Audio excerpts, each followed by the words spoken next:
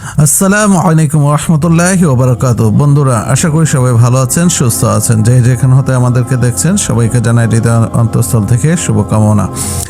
আপনারা যখন এই ওমরায় আসবেন তখন কিছু বিষয়ে আপনাদের মাথায় রাখবেন। অবশ্যই ওমরা করার নিয়মগুলো সঠিকভাবে আপনারা পালন করার চেষ্টা করবেন এবং ওমরার কিছু বেসিক রুলস রয়েছে, সেই রুলসগুলো অনেকেই কিন্তু ফলো করা হয় না এবং সবচেয়ে ভুল কিছু কাজ করা হয়। আমরা অনেকেই ওমরা করার সময় অর্নামেন্টস ইউজ করি, জেন্টস অর্নামেন্ট এবং এটা লেডিস অর্নামেন্টগুলো, এগুলো অবশ্যই আপনারা পরিত্রাণ করার চেষ্টা করবেন। ওমরার মানে হচ্ছে আপনি একজন মৃত ব্যক্তির ন্যায় আল্লাহর কাছে যেভাবে নিজেকে সমর্পণ করা দেওয়া হয় ঠিক সেইভাবে নিজেকে সমর্পণ করে দেওয়া।